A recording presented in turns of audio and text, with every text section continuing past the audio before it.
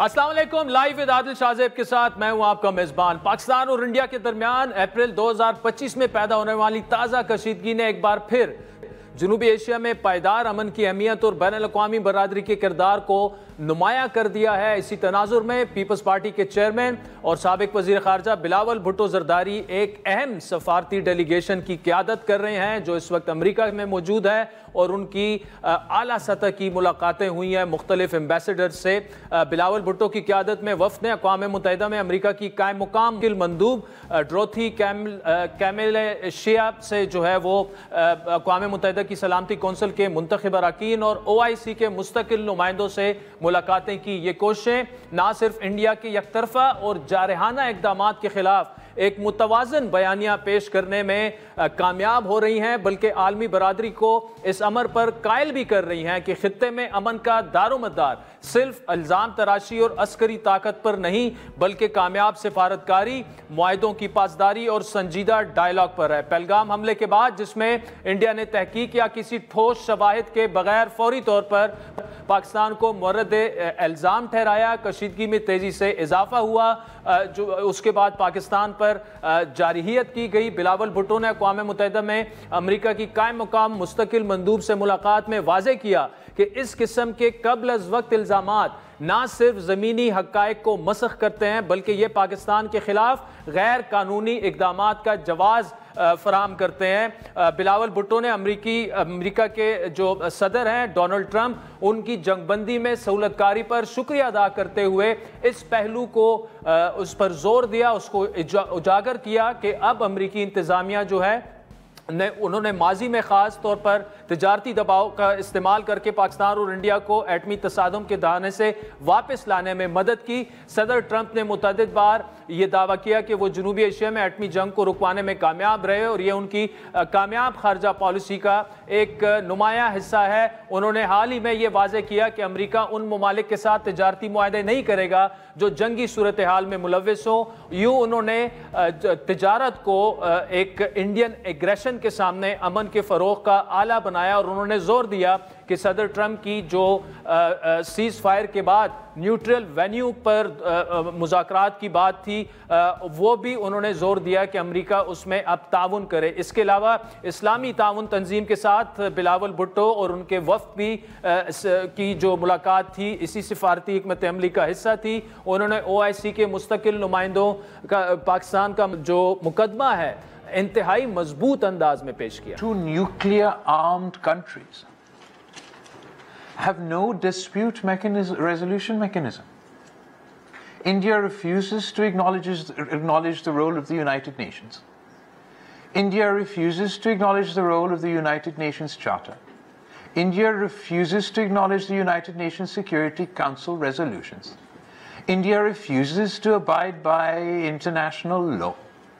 India refused Pakistan's proposal for an impartial investigation into the terrorist attack that happened in Pahalgam. And today, India still refuses to have a comprehensive, meaningful dialogue with Pakistan. इस दफ़ा पाकिस्तान की सिफारतकारी में एक नई जिद्दत सामने आई और वहाँ भी पाकिस्तान को सिफारती कामयाबियाँ मिली हैं। मॉस्को में सेनेटर मुशाहिद हुसैन की रूसी जो वज़ीर ख़ारजा हैं सरगई लारोव से होने वाली मुलाकात में रूसी वज़ीर ख़ारजा ने इंडिया की मगरब नवाज पॉलिसियों, इंडो पैसिफिक स्ट्रेटजी और क्वाड इतिहाद में उसकी शमूलियत को तनकीद का निशाना बनाया। मुशाहिद हुसैन उनका कहना था कि ये इतिहाद दरअसल चीन मुखालिफ एजेंडे के लिए तरतीब दिया गया और उसमें इंडिया की शमूलियत जनूबी एशिया में अस्करी कशीदगी को मजीद हवा दे रही है। इस मुलाकात के बाद सेनेटर मुशाहिद हुसैन सैयद ने अपने एक वीडियो पैगाम में कहा कि इंडिया से जो 12 रुकनी वफ्द रशिया आया था जिसमें BJP के अरकान भी शामिल थे, रशियन जो फॉरेन मिनिस्टर हैं सरगई रोलोव उन्होंने दो टोक तनकीद पर जो है वो खामोशी इख्तियार करने पर इंडिया वफ्द को मजबूर कर दिया। उसके वज़ीर ख़ारजा हैं और दस्ते रास्त हैं सदर पुतिन के, तो उन्होंने बड़ा वाज़े तौर पर कहा कि हम चाहते हैं कि अच्छे ताल्लुकात हों और अमन और सलामती कायम हो इस खत्ते में, और कोई जानबदारी का इशारा नहीं किया। बल्कि उन्होंने जो तकरीर की उन्होंने उसमें वाज़े तौर पर कहा कि और हिंदुस्तान की बाकायदा तनकीद भी की। हालांकि हिंदुस्तान का वफ्द आया हुआ था, 12 लोग उसमें शामिल थे, बीजेपी के उनके मेंबर ऑन पार्लियामेंट भी थे। उन्होंने कहा कि हम नहीं चाहते कि हिंदुस्तान مغرب کے ایما پر چین کے خلاف کردار ادا کرے. پہلی دفعہ ایک مجھے نظر آئی روس کی طرف سے ہندوستان کے حوالے سے کچھ غیر اطمینان بخش رویہ ہے، اور وہ خوش نہیں ہے کہ ہندوستان امریکہ کی گود میں جا بیٹھنے کی کوشش کر رہا ہے. میں سمجھتا ہوں کہ بڑا ایک اہم موقع ہے پاکستان کے لیے کہ نئی صورتحال میں پاکستان کی عزت بھی بڑھی ہے، اور پاکستان نے جو ہندوستان کو شکست دی ہے اس کے حوالے سے روس پاکستان کو نئے انداز سے دیکھ رہا ہے، اور روس پاکستان کو ہندوستان کے زاویے سے نہیں دیکھ رہا. انڈیا صرف ناظرین سفارتی محاذ پر نہیں بلکہ معاشی محاذ پر بھی انہیں شکست کا سامنا کرنا پڑ رہا ہے. امریکی صدر ڈونلڈ ٹرمپ نے انڈیا میں ایپل کے بعد اب امریکی ارب پتی جو تاجر ہیں ایلون مسک اور ٹرمپ کے قریبی ساتھی بھی ہیں، ان کی کار ساز کمپنی ٹیسلا کا مینوفیکچرنگ پلانٹ لگوانے سے روک دیا، اور اس بات کا اعتراف انڈین ہیوی انڈسٹری کے وزیر ایچ ڈی کمار سوامی نے کیا. We are not actually expected from them. They have only to start two showrooms. They are not interested in manufacturing in India. یہ انڈیا کے لیے ایک اور سفارتی اور تجارتی دھچکا ہے کہ ٹیسلا نے وعدے کے باوجود 2 مینوفیکچرنگ پلانٹ جو لگانے تھے وہ اب نہیں لگ رہے. اسی طرح ایپل نے بھی یہی کیا، خاص طور پر ایسے وقت میں جب مغربی اتحادیوں کی جانب جو ہے وہ ان کا جھکاؤ بڑھ رہا ہے. ایک طرف پاکستان سفارتی اور معاشی میدان میں انڈیا کو پے در پے شکست دے رہا ہے، انڈیا بیانیے کو بے نقاب کر رہا ہے. دوسری جانب انڈیا اب بھی پاکستان میں پراکسیز کے ذریعے دہشت گردی میں ملوث ہے، جس کے ثبوت آج D G I S P R general Ahmed Sharif Chaudhry نے دیے. انہوں نے کیا کہا ذرا سنیے. یہ جو گمراہ قسم کا پروپیگنڈا کیا جاتا ہے کہ بلوچستان کبھی علیحدہ ہو سکتا ہے، بلوچستان کبھی علیحدہ نہیں ہو سکتا، کیونکہ بلوچستان پاکستان کی معیشت اور معاشرت میں رچا بسا ہے. تو بلوچ، سندھی، پختون، پنجابی، کشمیری، گلتی، ہم سارے بہن بھائی ہیں، اکٹھے ہیں. ہمیں کوئی ایک دوسرے سے جدا نہیں کر سکتا. دوسری بات سمجھنے کی ضرورت یہ ہے کہ یہ جو پورا وہاں پہ دہشت گردی ہو رہی ہے، اس کے پیچھے there is no ideology, there is no concept. It is only Indian sponsored. اس پوری ریجن کے اندر India is the epicentre of destabilisation. دوسری جانب chairman joint chief of staff committee general Sahir Shamshad نے ان اطلاعات کو مسترد کر دیا ہے کہ چین نے سیٹلائٹ انٹیلیجنس سمیت کوئی خارجی معاونت کی پاکستان کی اس جنگ کے دوران. ان کے بقول جو ساز و سامان ہم نے استعمال کیا پاکستان میں وہ یا تو لوکلی تیار کیا گیا تھا یا پہلے سے حاصل شدہ تھا، لیکن ریئل ٹائم میں جو کچھ استعمال ہوا وہ صرف پاکستان کی اپنی صلاحیت تھی. The Director General Military Operations of both countries, they have a hotline which is regularly used on Tuesdays to exchange issues and information, and is available on occurrence of any untoward incident like this, and it can be used anytime. This is the only mechanism which is available. There is no other mechanism available. Now, if you have only one mechanism available which is not strong enough to handle the complete wrath of this crisis, and on the other hand, Frank, you have an Indian polity which having an extremist mindset and a reckless actions going to the international border. Pakistan کی policy مجموعی طور پر سفارتکاری، dialogue اور بین الاقوامی قوانین کی پاسداری پر مبنی نظر آتی ہے، جبکہ انڈیا کی حکمت عملی میں جارحیت، یک طرفہ فیصلے اور مغرب پر انحصار نظر آ رہا ہے، جو کہ زیادہ پے آف نہیں کر رہا ہے. اس فرق نے عالمی برادری خاص طور پر امریکہ، رشیا اور OIC کی توجہ پاکستان کے درست موقف کی جانب مبذول کرائی ہے. ناظرین، تمام معاملات پر بات کریں گے. ہمارے ساتھ موجود ہیں پاکستان کے سفارتی مشن کے اہم رکن، اس وقت وہ سیکیورٹی کونسل میں ہی موجود ہیں، خرم دستگیر صاحب، جبکہ پروگرام کے اگلے حصے میں ہمیں جوائن کریں گے نیوز لائن انسٹیٹیوٹ کے سینئر ڈائریکٹر برائے Eurasian security and prosperity doctor Kamran Bukhari اور سابق سیکرٹری خارجہ جناب اعزاز چودھری صاحب. خرم دستگیر صاحب، بہت شکریہ، آپ ایک میٹنگ سے نکل کر ہمارے لیے اپنے آڈینس کے لیے ٹائم نکالا. پہلے تو big well done to your entire delegation جو اس کو لیڈ کر رہے ہیں، بلاول صاحب ہوں، آپ ہوں، مصدق ملک صاحب ہوں، ہینا ربانی کھر صاحبہ ہوں، شری رحمان صاحب ہوں، یا ہمارے سیزن ڈپلومیٹس ہیں. کیونکہ جس طرح کا ریئیکشن سامنے آ رہا ہے دنیا سے، جس طرح کی میٹنگز ہو رہی ہیں، تو ایک جنگی کامیابی کے بعد پاکستان جو ہے ایک سفارتی کامیابی کی جانب بھی ہمیں گامزن نظر آتا ہے آپ لوگوں کی کاوشوں کی وجہ سے. بہت شکریہ شاذب صاحب، لیکن یہاں میں آ کے خوشگوار حیرت ہوئی ہے کہ جو ہمیں بتایا گیا تھا کہ ہندوستان کا ایک سفارتی مشن جو ہے وہ بھی یہاں آیا ہے نیو یارک میں اور امریکہ میں، لیکن وہ مشن یو این میں چونکہ سیکیورٹی کاؤنسل میں کشمیر کی قراردادیں موجود ہیں تو وہ اقوام متحدہ سے اتنا خائف ہے کہ انہوں نے اس کے قریب آنا بھی گوارا نہیں کیا.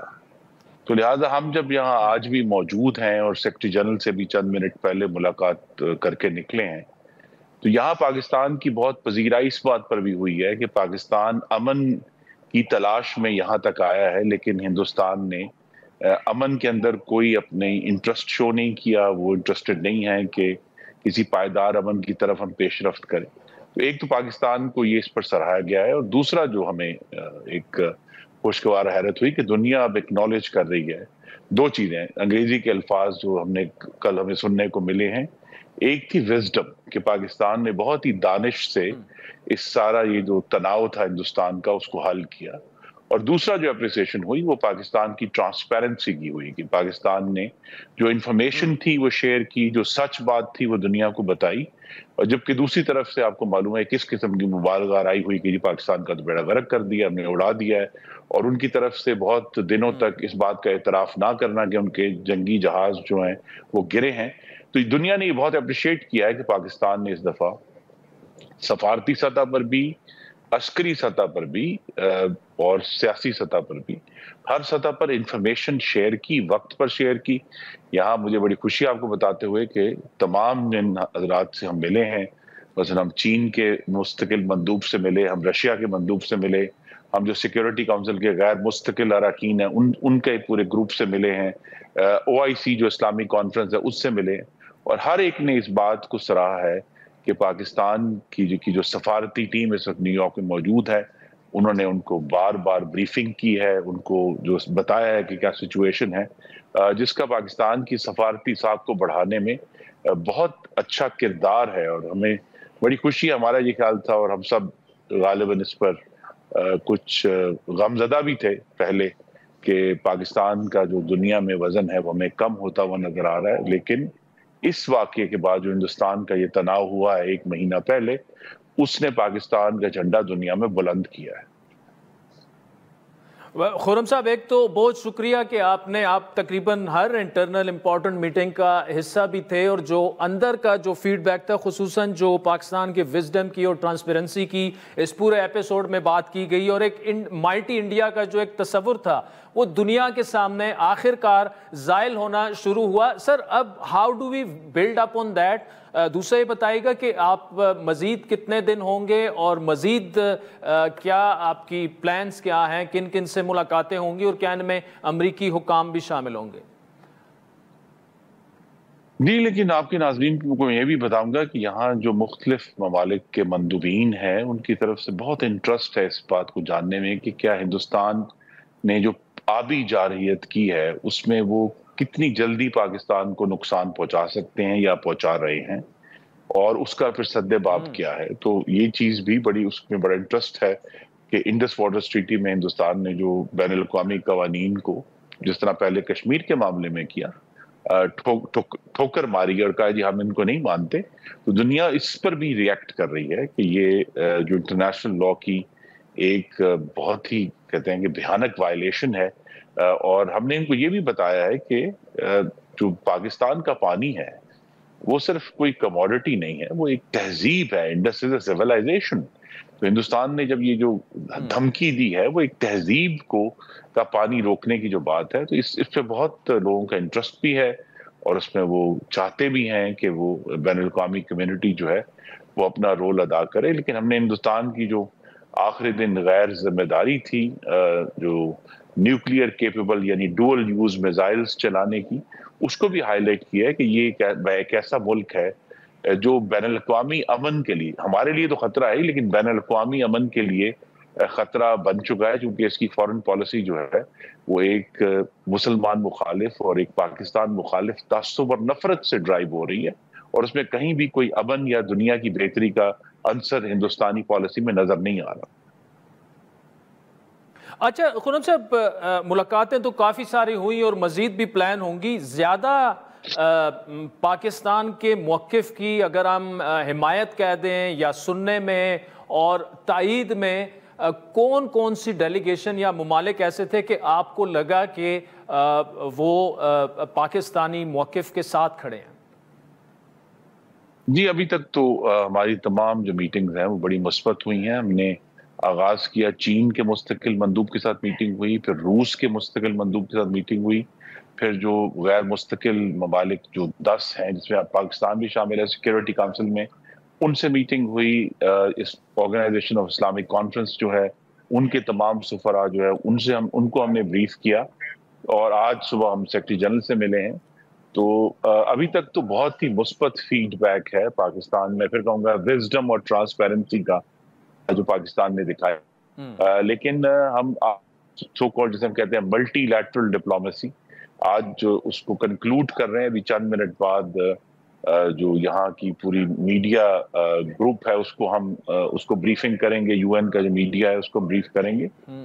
تو کل سے جو ہے جو ہمارا اصل چیلنج ہے وہ واشنگٹن میں شروع ہوگا کہ ہم نے جا کر امریکی حکومت اور امریکی کانگریس اور سینٹ, مختلف تھنک ٹینکس, میڈیا, ان سے جا کر جو ہے وہ پاکستان کا کیس ان کے سامنے رکھنا ہے کہ یہاں یہ جو 3 ایشوز ہیں کہ ہندوستان کی پاکستان میں دہشت گردی, اور جو وہ خود کہتے ہیں کہ جی وہ پاکستان میں قتل کرواتے ہیں, دوسرا انڈس واٹر ٹریٹی سے ان کا نکلنا, اور تیسرا یہ جو جنگ کے دوران انہوں نے جوہری معاملے میں بہت انتہائی غیر ذمہ داری کا مظاہرہ کیا.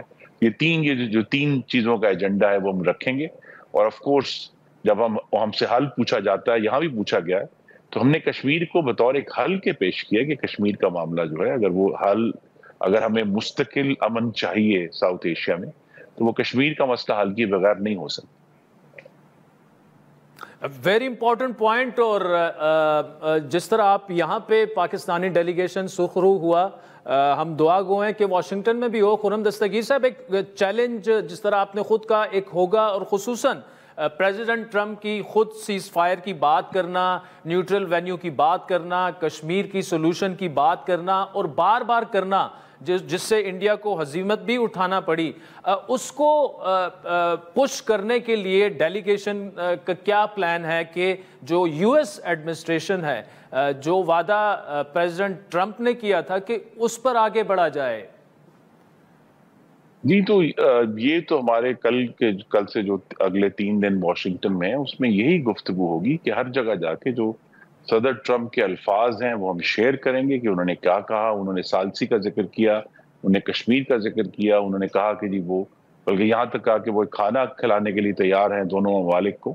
یہ جو الفاظ ہیں یہی پلیڈ کرنا ہے کہ اگر امریکہ کا صدر یہ کہہ رہا ہے اور جو جن خطرات کا میں نے ذکر کیا ہے وہ ان کے سامنے, اور یہ ایک اور بات جو آئی تھنک کل اور آج میں کھل کر سامنے آئی ہے کہ دنیا کو ہم نے یہ بتایا ہے کہ اگرچہ سیز فائر ہوا ہے لیکن امن صرف پاکستان کی طرف سے نظر آ رہا ہے, دوسری طرف سے تو جنگی گفتگو ہو رہی ہے.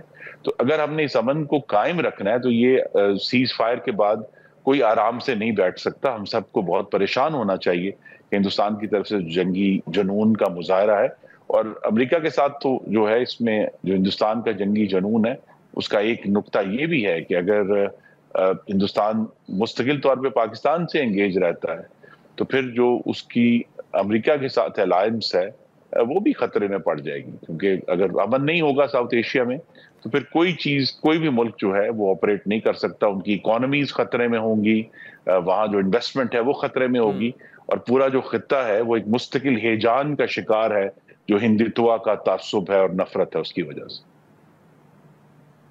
انجینئر خرم دستگیر صاحب, سابق وزیر دفاع اور پاکستان کے ڈیلیگیشن جو ہے سفارتی, ان کا انتہائی اہم وہ رکن ہے, اس وقت سلامتی کونسل سے ہمارے ساتھ پروگرام میں موجود تھے. اور اہم بات یہ ہے کہ اب سے کچھ ہی دیر میں پاکستانی وفد جو ہے وہ یونائٹڈ نیشن میں پریس کانفرنس بھی کر رہے ہیں, اور کل سے بڑا اہم دورہ جو ہے واشنگٹن کا 3 روزہ شروع ہو رہا ہے, جہاں پر یو ایس ایڈمنسٹریشن جن میں کانگریس کے اراکین اور ٹرمپ ایڈمنسٹریشن کے حکام بھی شامل ہوں گے, ان سے 3 دن میں ملاقاتیں ہوں گی. وقت چاہتے ایک بریک کا, جس کے بعد ڈاکٹر کامران بخاری اور اعزاز چودھری صاحب سابق سیکرٹری خارجہ میں جوائن کریں گے.